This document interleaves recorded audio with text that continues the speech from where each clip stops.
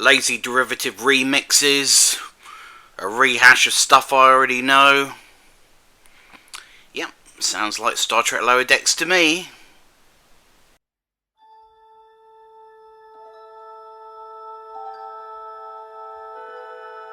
Space.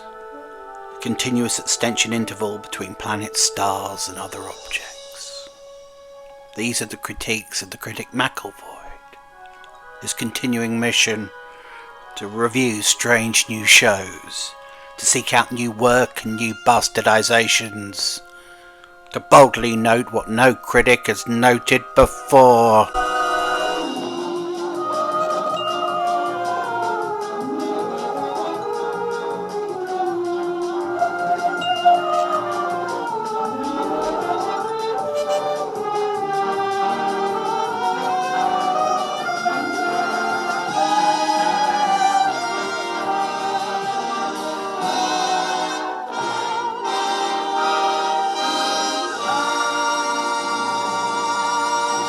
Howdy ladies and genitals, welcome to another Critic's Log. I'm your host, Dr. McElvoy. It's not my real name. So, Star Trek Lower Decks. It's nearly over. Not quite over. Before we get to the bitter end, we have to get through this first part of the two-part finale. What's it called? It's called Fisher Quest. What's it about? It's about the multiverse. Of course it is. We've talked about in the past how the whole point of Star Trek Lower Decks is sort of to try in its death throes to make itself in some way relevant to the Star Trek universe, because it's been a inconsequential bag of bollocks for so long, a meaningless rehash of stuff we already know, as Boimler said in this episode. You know, a lazy derivative remix of fanfic information. And what is the multiverse? If it isn't the fanfic verse, if it isn't sort of fanboy masturbation writ large, in a consequence-free environment. You know, you can do whatever you like. You can have whatever characters you want in whatever combination. You can imagine any variant on the characters that we know. Why do we care about these characters? Why do we like them? Why do we want to know what they might be up to in other universes?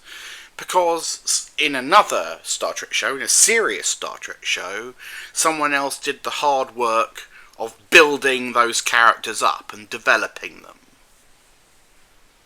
But that's fine. There's no reason why someone else can't come along later and just sort of, you know, lazily invoke them and, you know, get a little bit of fanboy credit off somebody else's hard work.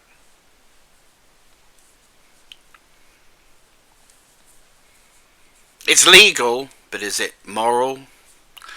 You decide. So, look, fucking around in the multiverse would be fun for one episode. It's something DS9 used to do when it used to visit the Mirror Universe and so on and so on. It's part of a much larger season. You know, Star Trek's always enjoyed occasionally looking into alternate realities and so on. It's always been a little bit of an escape, hasn't it? It's always been a little bit of a holiday from real Star Trek. And it's fine because we know it's harmless and it doesn't mean anything, and that next week we'll be back to the reality we know and the characters we know.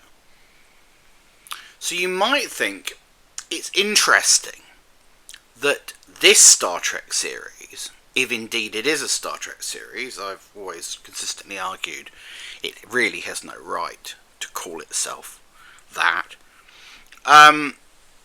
finishes with a multiverse story.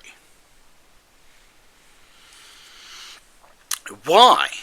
Now, I would argue it's because the people who write it know that what they've written is lazy derivative remixes, is a rehash of stuff people already know. In other words, it's consequence-free guff. And they've made 5 seasons of it. And I told you in the beginning of this set of videos, and I've long said, that I thought that the Star Trek fan in Mike McMahon, the creator of Lower Decks, if indeed creator is the right word, and all of the people that are apparently called writers who are paid to write this shit. There's within them this burning desire for relevance. They know that what they've written is a flick off the wrist, is nothing, meaningless. You know, throw it out the window, dismiss it, it doesn't matter. It's just parody. Lazy parody. We don't take Star Trek seriously anymore, apparently. So we have this in place of the real thing. Can't take Star Trek's utopianism seriously anymore. We can't take anything seriously anymore, apparently. So we have to deconstruct it and denigrate it and sort of give it the side eye and laugh at it. And mock our teenage selves for having the audacity to actually dream of a more optimistic future.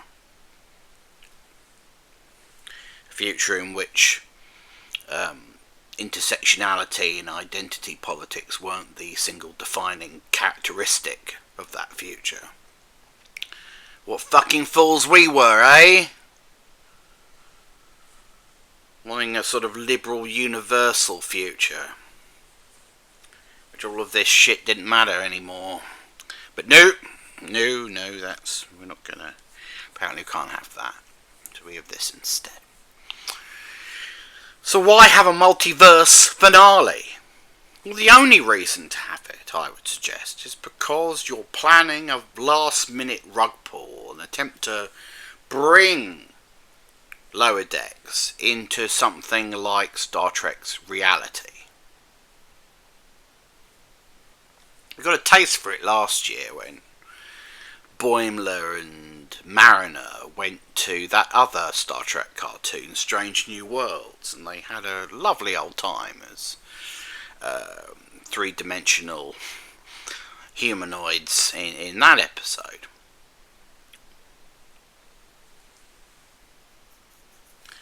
So why not, why not experiment with the multiverse? Why not experiment with different possibilities?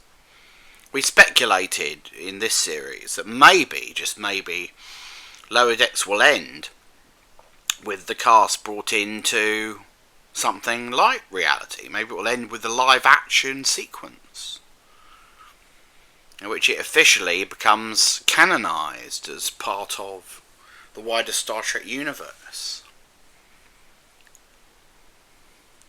And that we'll discover that Lower Decks, with all of its self-parody and stupidity and idiocy, is sort of like an animated comic universe. At least I hope that's what happens, right? I hope that's what happens, because if it doesn't happen, then the whole thing has been an absolute waste of time. We don't like the pretense, do we, that Lower Decks is real Star Trek, any more than Strange New Worlds is real Star Trek. We know Strange New Worlds is not set in the same universe as the original series. We know that, don't we? We know that Strange New Worlds is overwriting the original Star Trek, and we find that utterly absurd and obnoxious, an act of ongoing cultural vandalism, completely and totally unacceptable. But you know what would make it acceptable? It's the same thing that would have made Star Trek Discovery acceptable at the outset. It's if the people who make this shit would just admit that these things were set in different universes. That's all you have to do. You only have to say that they are not part of Star Trek as imagined between 1966 and 2005. And if you say that, then it doesn't matter what you do. The new fans who like this version of Star Trek, who like modern Star Trek, all 300 of them, those people, whoever the fuck they are, no one's ever really been able to identify them, but whoever they are, can have their Star Trek and enjoy it. And, never the twain shall meet. Well, we'll have the real thing. But what we resent, those of us who do think there's such a thing as the real thing, is this inveigling into our Star Trek of this stuff, this crap. I don't want it's Star Trek Lower Decks. Star Trek Lower Decks simply cannot coherently and cogently exist within the same universe as TNG DS9 Voyager, because tonally it's all wrong. People speak all wrong. The internal logic of Lower Decks does not make sense when set against the shows that it parodies. Just as it's impossible to join up Star Trek Strange New Worlds with the original series. It won't be possible to merge those two. One will have to overwrite the other, because already they have diverged so far from the original series that the two don't match, and they will never be able to match. So going down the alternative universe route is absolutely the right one. It's the only thing that makes sense. And if the people who write Lower Decks have any integrity at all, that's what they're setting us up for in the final episode. It's to say, it's alright, it's okay. We know we've made 5 seasons of Effluent, but it's fine, because it was all set in a silly comic fanfic universal variant that had nothing to do with the stuff that you like. But because we're arseholes, because, if you write Lower Decks you are an arsehole, because we're arseholes, we insist at the death that we will be part of the Star Trek you love. And that's why in the final episode we will cross over into the Prime universe. I hope I'm wrong. But that's how I think it's going to finish. But maybe, maybe not. Maybe the writers of this thing have got something far more interesting to do in the 22 minutes of story time they have left. I doubt it. But let's see. And on that dystopian note, let's do anomalous readings.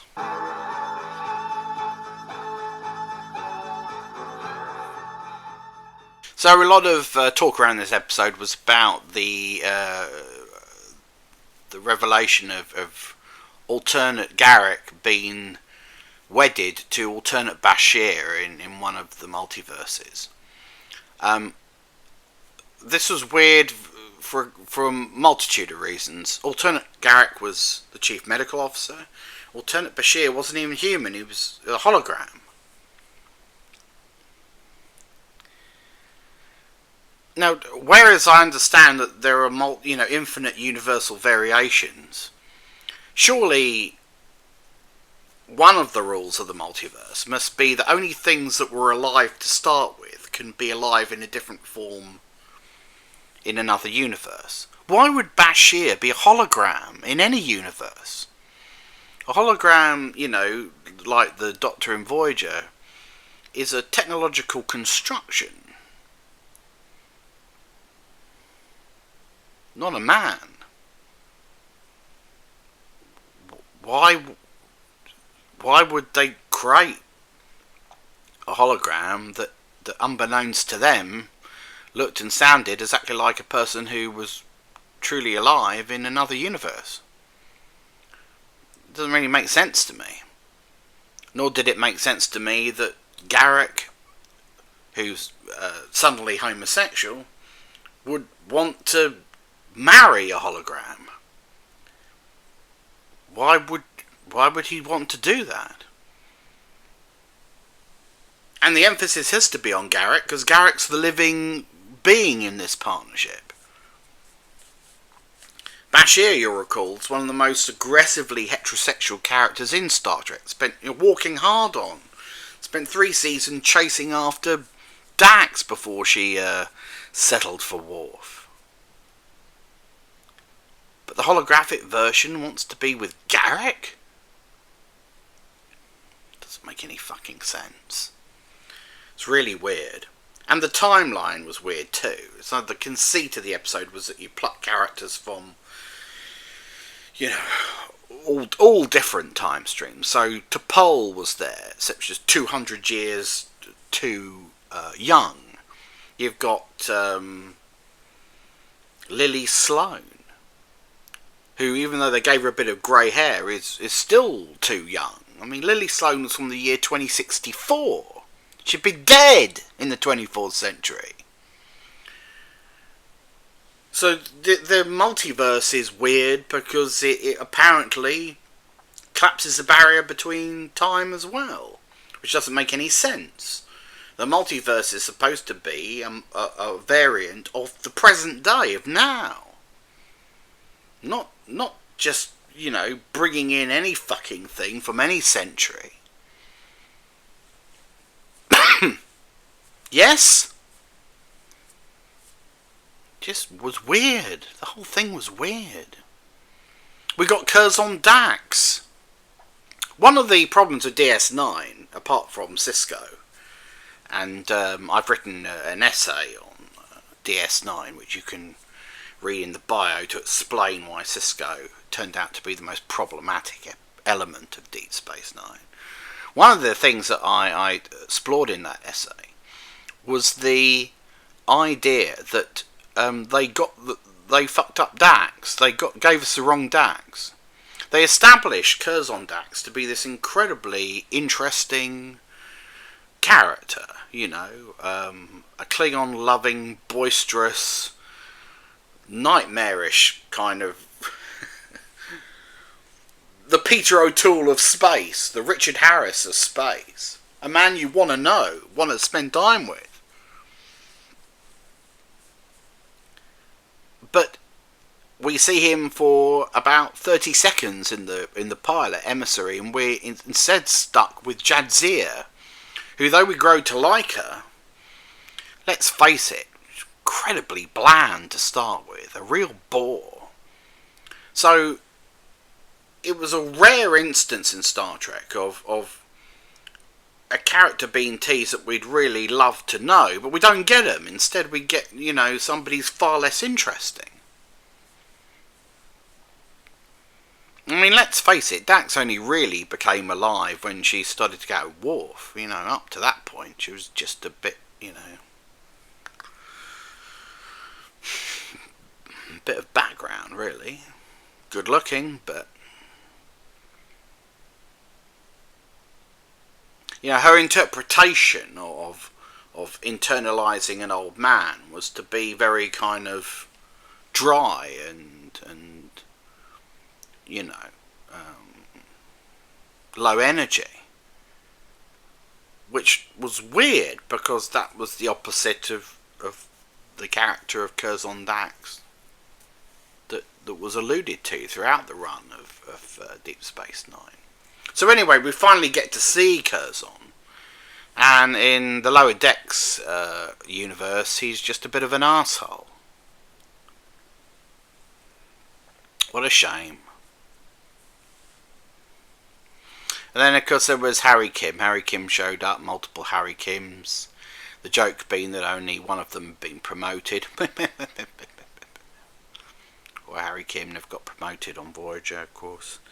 Harry Kim's always been sort of a wallpaper character. One of the characters in Voyager that, like Kess, was just a bit of a mistake. Didn't, you know... He must have thanked his lucky stars that he survived. Garrett Wang survived 7 seasons of Voyager. He was paint drying. And they never, ever found a way to make Harry Kim interesting. They should have cut their losses and just had him die in a shuttle accident sometime in the first season. Who would have noticed? Who would have cared? It would have given us a chance to maybe have a far more interesting cast member come in early on and liven up those first 2 seasons of Voyager. We had to wait for 7 to show up at the end of the 3rd season to inject some fucking life into the show. And the rest.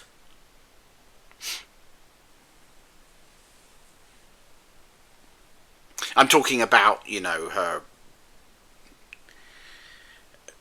the fact that she's an outsider. You know, one of Star Trek's classic outsiders. That's what I